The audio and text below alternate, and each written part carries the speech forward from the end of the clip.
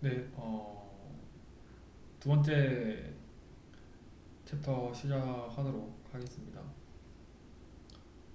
첫 번째 이어서 계속 말하는 거여서 이어서 한번 말을 해보도록 할게요. 지금 보이는 거는 비트코인 차트고 일단 그냥 켜놓은 거예요. 나중에 설명할 게 있어서. 그러면 뭐 좋은 전략과 나쁜 전략이 무엇일까? 두 번째 챕터입니다. 전략의 좋고 나쁨을 이해하기. 좋은 전략과 나쁜 전략이 무엇일까? 너무 뻔한 질문입니다. 이거는. 장기적으로 돈을 따면 좋은 전략이고 뭐 반대로 돈을 잃으면 나쁜 전략인 거예요. 일단 결론적으로 말하면. 근데 이제 그 보통 뭐 유튜브나 어떤 거나 뭐 어떤 공부 내용을 봐도 돈을 따는 방법에 대해서 이야기하는 사람들은 많습니다. 근데 돈을 잃지 않는 방법 혹은 돈을 잃는 방법에 대해서 공부하는 사람들은 없어요. 이게 뭐를 의미하느냐 느낌이 오실 건데 축구에서도 사실 그런 말이 있잖아요. 수비수 11명이랑 공격수 11명이 시합을 하면 수비수 11명인 팀이 이긴다라는 말이 있어요. 그런 것처럼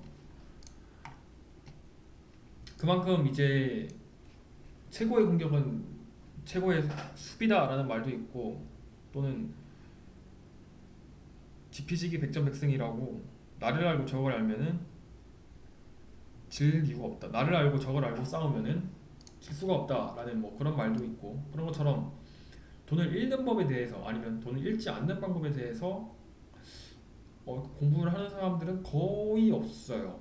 그러니까 많은 사람들이 그냥 오케이 알겠어 내 동네에 하지 말라는 거지 아니면 혹은 뭐 최악의 시나리오를 생각하라는 거지 라고 이렇게 그냥 문장으로 한번 읽고 오케이 알겠어 하고 끝난다는 겁니다. 관점을 바꿔봅시다. 돈을 따는 시그널, 뭐 온갖 타이밍, 뭐 신호 이런 걸 잡는데 시간을 낭비하는 것보다는 발생할 수 있는 가장 최악의 사태는 어떤 과정을 통해 벌어지고 그럴 수 있는 상황은 그럴 수 있는 상황인지 판단하는 것을 연구해 보는 거예요. 이를테면은 뭐 비트코인 경우 같은 경우에는 하루에 뭐 30%씩 뭐 하락하는 상황이나 뭐 알트코인 같은 경우는 10월 10일도 그렇고 막 50% 60%씩 막 떨어지는 날도 있기 때문에 빠르게 손절하는 것이 옳지만 뭐 증시나 그 선물 거래를 하면은 뭐 예를 들어 SPX를 거래한다면 하루에 30%씩 움직이는 그러한 경우는 거의 없습니다. 그러니까 이런 거는 염두해 둘 상황이 아닌 거예요. 웬만하면 뭐 첫 번째 챕터도 말했지만은 옵션 이야기를 조금 하자면은 옵션이 제가 보험이라고 말씀드렸죠. 그러니까 내가 뭐 진짜 비싼 외제차를 몰고 다녀. 근데 1년 보험료가 200만 원이야. 근데 사고가 나. 그러면 1년에 200만 원이라는 돈을 가지고 그 사고에 대한 수리 비용 그 리스크를 관리할 수 있다는 거죠. 옵션이 그런 겁니다. 이런 것처럼 어, 좋은 전략과 나쁜 전략은 가장 쉽게 설명하면 이런 거예요. 어떤 시장에서 거래 계획을 세웠는데 기대 수익보다 손실이 더 큰 계획이다. 혹은 그 반대다. 그러면 그게 좋은 전략이고 나쁜 전략이 되는 거죠. 근데 정말 신기한 거는 대부분의 사람들이 똑같은 차트를 보고 똑같은 뉴스를 보고 똑같은 생각까지는 아니고 뭐 어쨌든 똑같은 정보를 보고 이 버튼을 클릭하는데 이 버튼에 대한 결과는 똑같은 가격에서 똑같은 포지션을 잡는 사람이어도 다르다는 겁니다. 결과가. 근데 이게 왜 그런 걸까요? 이게 왜 그런 걸까? 제가 곰곰이 생각해봤는데 결국은 이번 챕터의 결론은 어떻게 날 거냐면은 인내라는 결론에 도달을 하게 됩니다. 그러니까 여러분들 이런 상황이 있을 거예요.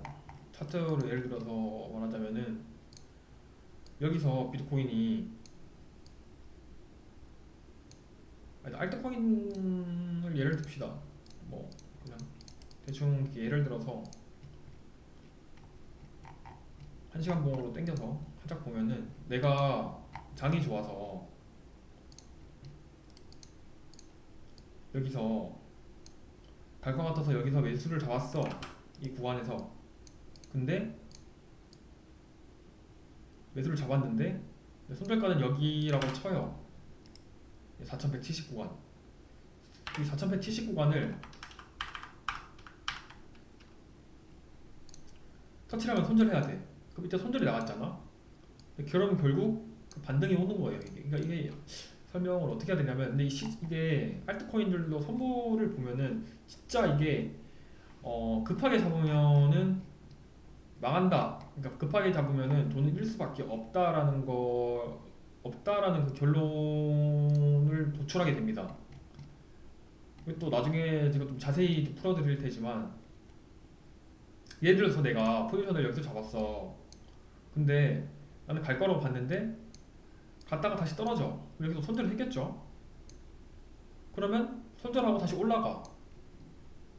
그러면 어떻게 돼? 보통 사람이라면 이거 다시 그대로 불반등했네. 아, 안 되겠다, 간다 이거. 여기서 잡아봐야겠다 해서 잡았어. 근데 또 내려가. 그럼 또 여기 손절 나가는 겁니다. 손절 나가. 근데 또 올라와. 손절했는데 그 손절 가격에서 정확히 찍고 올라가. 근데 또 다시 여기서 매수를 해요, 갈 것 같아서. 근데 어떻게 됩니까? 그대로 다 떨어지죠. 대충 이 퍼센테이지 값이 8% 정도 되네요. 근데 제가 이제 알트코인들도 다 보고 있는데, 보통 이제 보니까 기간이 보자. 이때 1월 4일부터 1월 8일까지 알트코인들이 행보한 구간 있잖아요. 이 구간에서 저점을 찍기까지 보통 코인들이 한 5%에서 10% 정도 떨어졌더라고요.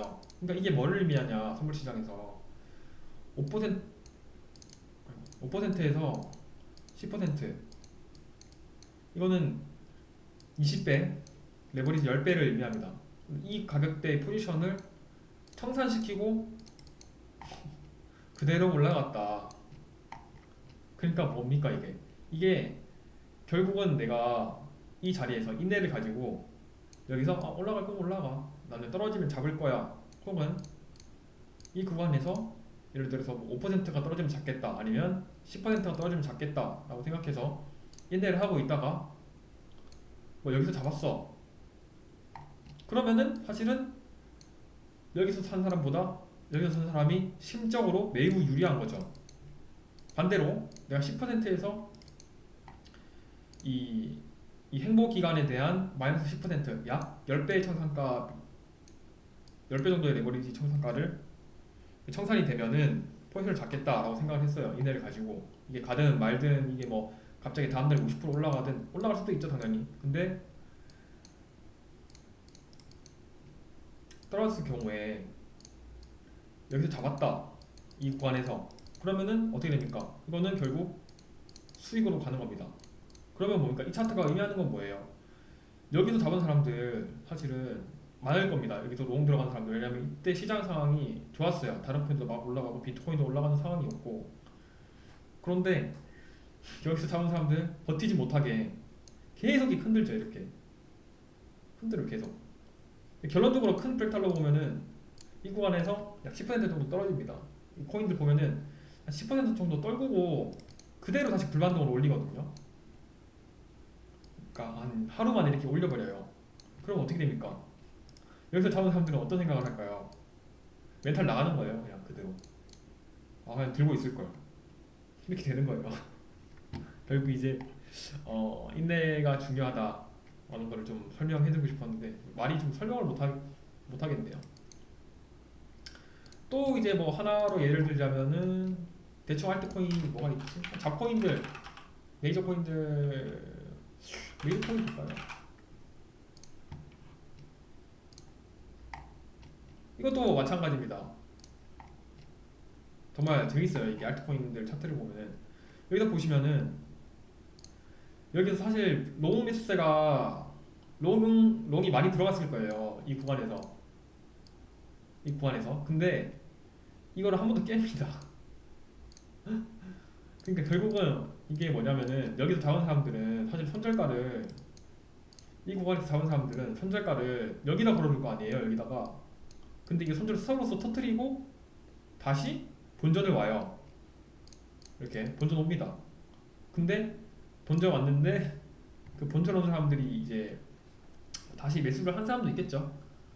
그 매수한 사람들을 싹 다 뒤통수 쳐버리는, 다시 그대로 제자리 빔이 나오죠. 참 웃기지 않아요? 이런 거 보면 참 웃기다라고 생각 듭니다. 그러니까 여기서 이제 매수한 사람들 손절시키고 올라간 거예요. 크게 말하면, 크게 보면, 전적으로 말하면. 이때도 마찬가지예요, 사실. 12월 말인데 이때도 막 시장이 이제 조금씩 뭔가 반등하는 분위기였어, 사실. 조금씩 뭔가 살살. 근데 여기서도 어떻게 됩니까? 이 저점을 깨죠. 깨고 그대로 불반등 나옵니다. 반등 나올 때는 어떻게 해요? 중간에 타지도 못하게 반등이 확 와요, 한 번에 그냥. 이런 것처럼 결국은 내가 인내를 가지고 기다리면은 자네한테 차트적인 알트코인, 선물 알트코인들에 대한 어떤 그 전략 자체는 나중에 이제 제 생각을 한번 더 말해 보도록 할 텐데, 이처럼 이렇게 결국은 인내를 하는 사람들, 결국은 내가 원하는 자리에서 사는 사람들, 그리고 조금 더 기다릴 줄 아는 사람들이 아까 말한 것처럼 같은 차트를 보고 있고 같은 정보를 듣고 있어도 결국은 인내를 좀 더 할 줄 아는 사람, 그러니까 며칠을 좀 더 기다릴 줄 아는 사람이 수익 본다는 겁니다. 좀 주소가 잡담이 길었는데 어쨌든 뭐 저는 이렇게 생각합니다. 그래서 첫 번째 영상 챕터 1에서 이제 뭐 말씀드린 대로 한다면 절대 추세와 반대 포지션을 잡으려 하지 않을 거예요. 분명히 상승 추세이기 때문에 매수를 하는 게 옳죠. 그러면 이제 매수할 위치를 정해야 되는데, 보통은 이제 뭐 리플로 예를 들자면 이렇게 올라왔을 때 사실은 이렇게 내려오는 걸 기다리는 사람이 많이 없어요. 그러니까 나 버리고 갈 것 같아, 막 미치겠어. 여기서 막 반등 찍고, 이거 볼까? 반등이 크게 나오죠, 이렇게. 이 차트를 이렇게 보면은 이까지만 보면은 이렇게 지지해서 갈 것 같아요. 미치겠어. 물론 갈 수도 있어요. 가면은 어쩔 수 없는 거야. 근데 돈을 잃은 게 아니잖아요, 그죠? 근데 내가 나는 그걸 지지받는 거 확인하고 이 지지를 깨는 그 순간에 매수를 하겠다라는 전략 자체를 세웠으면은 나는 지금 어떤 심리 상태일까요?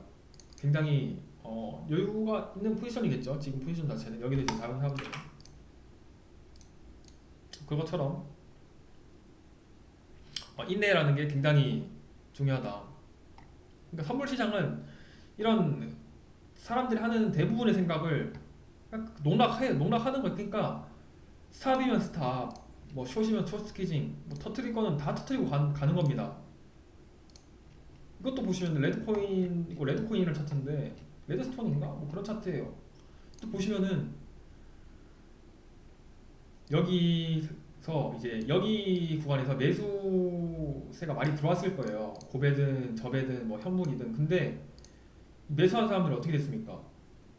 여기서 막 이런 잠무빙들 버티면서 막 이렇게 끌고 왔어. 끌고 왔는데 그대로 하락해. 그럼 어떨까요? 사람들 입장이 어떨까요? 그러니까 여기서 매수한 사람들의 심리 상태는 이거 X된 것 같은데 다시 떨어지는 거 아니야? 라는 생각을 하는 거고, 아니면 잠무빙이 어떻든 여기서 이제 물론 갈 수도 있지만 나는 이 추세가 깨질 때, 혹은 이 매수가 많이 들어간 구간에서 약 5%에서 10% 정도 빠질 때 매수를 1차 매수, 2차 매수를 해보겠다 라는 전략을 가진 사람들이라면 여기가 매수 타점이었겠죠, 애초에. 인내를 가지고 기다린 사람들은. 이것처럼 시장은 이제 나를 버리고 가지 않는다라는 거예요. 그러니까 이거는 자기 자신과의 싸움이다, 트레이딩. 그냥 뭐 차트고 나발이고 심적인 여유가 굉장히 중요하고 그냥 내 자신을 이기는 싸움, 스스로와의 싸움인 겁니다. 이 트레이닝 하는 것 자체가. 포커는 제가 뭐 비슷한 부분이 많다고 생각은 하는데 포커를 제가 할 줄은 아는데 뭐 자세하게는 막 전문적으로는 하진 않아서 잘 모르지만 어쨌든 이런 설명을 이어서 아무것도 하지 않는 것도 트레이닝이다라고 강조하고 싶은 거예요. 그러니까 이게 진짜 장기간 훈련된 이런 시장에 참여를 하고 있는 사람들이라면 이런 시나리오를 내가 그리고 있고 그리고 뭐 포지션을 여는 거를 더욱더 두려워합니다. 용기 있고 과감하게 트레이딩 하는 것 같아 보여도 사실상은 더욱더 보수적이고 확실한 것만 찾는다라는 거죠. 그러니까 개인적으로도 또 이제 두서없이 말하자면은 메이저 알트코인으로 예를 들면 이게 그러니까 여기가 매수 타점이었어요. 이게 지나서 이제 말하는 거라 좀 웃기긴 하지만 여기가 고베 롱 타점이었던 거예요. 이게 제가 혹시나 해서 이제 모의 계좌로 여기서 들어가 왔는데 이 메이저 코인들이 지지를 받는 구간을 한번 깨는 구간이 있었거든요. 이때 12월 말 부분에 여기서 이제 매수를 제가 했어요. 그러니까 이게 혹시나 해서 그냥 이제 모의 투자로 여기를 매수를 때렸는데 굉장히 수익이 크게 나고 있는 상황입니다. 이런 것처럼 굉장히 보수적으로 하는 거죠. 진짜 훈련된 사람들이라면. 그런 행위는 곧 아무것도 하지 않는다라는 것인데 뭐 초심자들이나 훈련이 덜 된 이런 사람들은 이 의미를 모르는 겁니다. 그러니까 가만히 있는 게 못하는 건 줄 알아요, 사실. 근데 이거는 가만히 있는 게 더 힘든 거거든요. 포지션을 안 잡는다는 게. 뭐 의외라고 생각할 수도 있지만 뭐 특별히 좋은 시스템이나 무조건 돈을 따게 되는 뭐 그런 것들이 있을 거라고 생각하시면 그것도 뭐 사실 오산이고 뭐 아니면 뭐 절대로 큰 돈을 잃지 않게 하는 뭐 그런 방법이라는 게 세상에 존재하는데 나만 모르고 있었던 거라고 생각했는가? 아니면 뭐 똑같은 차트를 보고 있고 추세도 알고 있지만 뭐 아까 거기도 말했죠. 여기서 급하게 매수한 사람이랑 내려오는 걸 확인하고 내 관점대로 인내를 기다리고 매수를 한 사람과 굉장히 다르다. 그냥 이게 뭐 말로는 쉽고 이해하기 어려운 전략도 아닌데 이게 실제로 해내고 못 해내고의 차이가 바로 이제 뭐 트레이더들과 뭐 진짜 아마추어들의 구분을 경계하는 거죠. 여기서 이제 최악은 뭐냐면 사실은 이제 여기서 매수를 잡았어. 내가 기지를 갈 것 같아서 잡았어. 여기서 매수를 잡았어요. 여기서 안 팔아. 안 팔고 떨어진다고 여기서 파는 거 여기서 손절하고 손절했는데 또 올라오네? 근데 또 여기서 사. 여기서 사요. 여기서 사는 사람이. 근데 또 내려와. 또 여기서 손절하는 거야. 여기 깨졌다. 손절하자. 근데 손절한 가격을 다시 오죠. 이런 것처럼 이런 사람들이에요. 가장 이런 바보 같은 짓은. 근데 뭐 이렇게 예를 들어서 내가 여기서 이제 급하게 들어갔는데 여기서 만약에 올라갔어. 크게 올라갔어. 그러면 이것 자체가 문제인 거예요. 왜냐면은 제대로 된 시나리오와 뭐 전략을 정하지도 않고 그냥 들어갔는데 어떻게 보면 운 좋게 번 거잖아요. 만약에 여기서 매수를 했는데 이게 진짜 싸서 올라가 버리면은 이 습관들이 모여서 나중에 청산이 되는 거고 장기적으로 1년 2년 단위로 보면 돈을 잃게 되는 거라고 저는 생각을 합니다. 예. 뭐 이렇게 된 상황이면 사실 진짜 훈련된 사람들도 사실 사람이기 때문에 뭐 심적으로 흔들릴 수도 있고 기회를 놓쳐서 아쉬운 마음도 들고 뭐 단타를 하고 싶은 마음도 들고 복구 심리도 있을 건데 이것들을 다 참고 있는 겁니다. 왜냐하면 확률이 낮은 곳에서 포지션을 열게 되면은 멘탈이 흔들리고 무의식적으로 물타기가 뭐 이어진다든지 결국 물타기를 하다가 청산을 당한다든지 그런 결과를 잘 알고 있기 때문입니다. 뭐 가정이 어떤 식이든 중요하지 않아요. 그 결과 결국 길게 하면은 큰 손실도 기결되니까.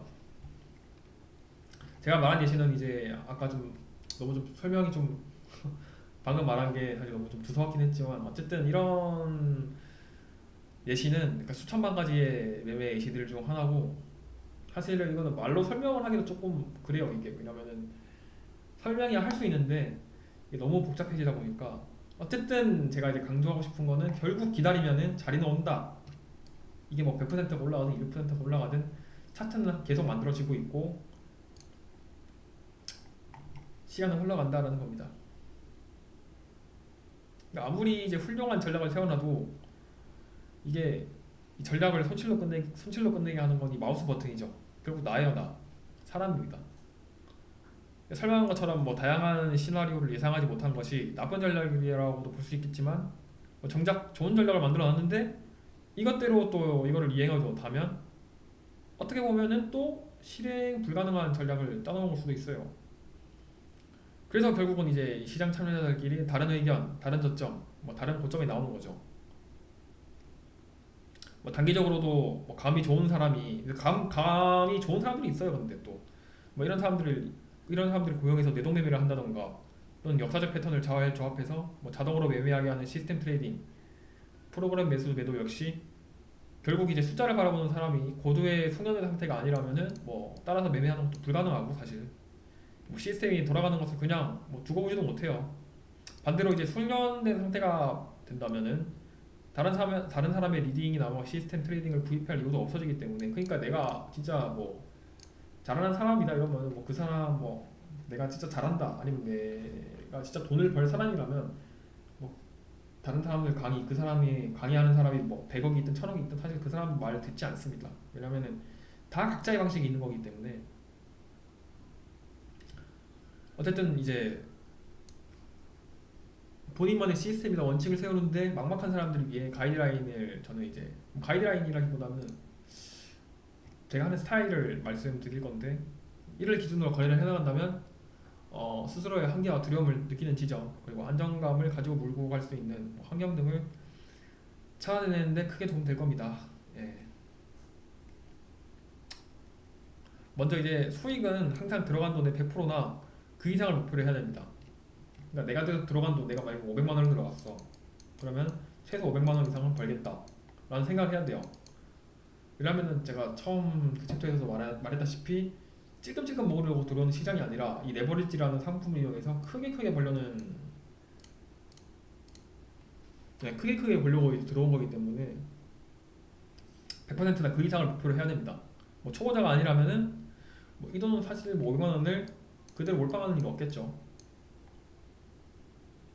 예를 들어서 500만 원을 3배의 레버리지로 1,500만 원을 운영한다 칩시다. 그러면은 일단 500만 원만 언제 해보는 거예요. 근데 이 3배라는 레버리지도 사실은 어떤 식으로 추산을 해야 되냐면, 이 구간 정도면 30% 빠지는 거는 사실 힘들지 않을까라는 생각을 하고 어떤 그런 분석을 통해서 그 레버리지도 조율을 하게 되는 겁니다. 레버리지 불타기라는 것도 있는데, 어쨌든 이건 그렇고, 어쨌든 뭐 한 계약이 뭐 예를 들어 500만 원이라 가정합시다. 그럼 1,500만 원, 그러니까 500만 원의 시드머니가 있으면은 1,500만 원 정도의 계약을 매도할 수 있죠. 내가 이제 상승 추세에 있고 원하는 저점에서 매수를 들어간다 했을 때 한 번에 몰빵하는 경우는 없을 겁니다. 자신의 시드머니의 한 3분의 1 정도를 최대치를 해놓고 거래합시다. 그러니까 1,500만 원이라면 500만 원 정도만, 그리고 500만 원 정도로 들어갔으면 이익의 목표는 최소 250만 원 정도, 250이래, 500만 원 정도 설정하고 진입가 청산 계획을 짜도록 합시다. 충분히 수익이 나오고 있는 상황이 아니라면 레버리지를 더 써서 다양한 종목에 분산 투자를 하지 마십시오. 특히 시드가 적은 경우에는 그래요. 그러니까 뭐 1,500만 원의 시드머니로 뭐 500만 원을 배팅한 경우에 여유 자금이 넉넉해서 다른 자산들도 기웃거리며 보게 되는데, 근데 이 이제 나머지 1,000만 원의 자금은 시장 방향이 그러니까 시장 방향이 틀렸을 때, 예측한 방향이랑 틀렸을 때 물타기를 하거나 아니면 손절매 이후에 다음 거래를 하기 위한 자금이지 뭐 또 다른 기회를 찾아서 거래하라고 있는 자금이 아닙니다. 그래서 혹시라도 좋은 기회가 발견됐다면은 기존에 있는 시드머니에서 다른 계약을 늘리기보다는 아싸리 이제 나의 시드를 조금 더 늘려서 포지션을 늘려야 됩니다. 근데 이 이유가 이제 궁금할 건데 사실 이거는 뭐 리스크 관리 차원을 넘어서 포지션 노출이 커지게 되면 읽고 따고의 문제가 아니라 이제 스스로의 판단에 확신이 안 들 때가 있어요. 그러니까 이제 금액이 이제 자신이 이제 그런 만큼 그러니까 계약하는 금액 자체가 자신의 금액보다 좀 오버스펙된 경우가 있다. 이러면은 사실은 같은 차트를 보고 있어도 재산의 1% 넣는 거랑 100% 넣는 거랑 다른 거거든요. 차트가 다르게 보이거든요. 이거는 뭐 아시겠지만 손절은 스톱 주문으로 칼같이 자를 수 있습니다. 근데 이것도 사실 손절 같은 경우도 이게 손절을 한다 해서 손절이 아닌 게 결국은 코인 시장 같은 경우는 손절을 하는 게 의미가 없는 게 사실 장이 좋으면은 사실 손절을 할 필요가 없다고 생각을 하거든요. 저는 청산 당하는 레버리지만큼 쓰지만 않으면은 결국은 이게 손절을 해도 다시 보시면 이렇게 올라오고 손절을 해도 다시 올라오는 경우가 다반사여서 좀 이게 손절에 대한 부분이 애매합니다. 사실 알트코인 선물 거래 같은 경우는 그러니까 이거 알트코인 선물 거래는 장이 좋을 때 한 번에 크게 걸리기 위함이지 내가 뭐 단타적으로 매매를 한다 뭐 이런 개념은 아닌 것 같아요. 저는 개인적으로. 근데 물론 단타로 해서 돈을 버는 사람들도 있지만 어쨌든 이번 챕터에서는 전략이라는 개념을 좀 달리 볼 수 있을 거라고 생각합니다. 여전히 저점이 얼마이고 고점이 얼마인지 찾아내려고 애쓰고 뭐 위든 아래든 뭐 홀짝거리고 하는 시장을 바라보는 노동꾼들이 대부분인데 근데 앞으로도 뭐 이런 사람들이 대부분을 차지하고 있을 거예요. 특히나 이 선물 시장을 구성하는 대부분은 단타와 스캘핑이니까 어떻게 보면 이 순간에도 매분 매초 거래를 일으키는 사람들에게도 감사해야 될지도 모르죠. 왜냐하면 이런 사람들이 있으니까 단기 거래가 되는 거고 그 단기 거래가 결국은 긴 관점에서의 움직임이 만들어지는 거니까. 어쨌든 제가 하고 싶은 말은 이거예요. 물론 좀 말을 못하고 있긴 한데 그냥 내가 하고 싶은 말은 이겁니다. 기다리면 자리는 온다. 기다리면 자리는 온다 이겁니다. 여기서 장이 좋아서 막 알트코인들이 쏘는 것 같은 분위기였어요 애초에. 근데 여기서 매수하는 사람들을 비웃듯 이 추세선을 다 깨버리죠. 다 깨고 반등이 나와요. 그러면은 여기서 매수하는 사람들은 사실은 특히나 고 레버리지 같은 경우는 청산 당할 것 같아 라는 그런 부담감도 있기 때문에 손절을 칼같이 합니다. 아 청산하자, 손절 나가자. 근데 손절하니까 어떻게 돼? 반등이 나온다. 그런데 내가 이거 올라가면 올라가는 거고 여기서 약 5% 떨어진 구간 10% 구간 그리고 이 추세선에 깨지는 순간에 매수를 하자라는 애초에 계획을 잡고 기다렸으면은 계속 말하지만 올라갈 수도 있어요. 올라갈 수도 있어. 올라가면 어쩔 수 없는 거야. 근데 내가 애초에 이런 시나리오를 갖고 접근을 했으면 애초에 여기서 매수를 받았을 거고 흔들림이 없다 포지션에. 결국은 내가 생각하는 시나리오 전략을 가지고 매수와 매도를 해야 된다는 겁니다. 제가 하고 싶은 말은 이번 두 번째 챕터에서 끝난 것 같습니다. 감사합니다.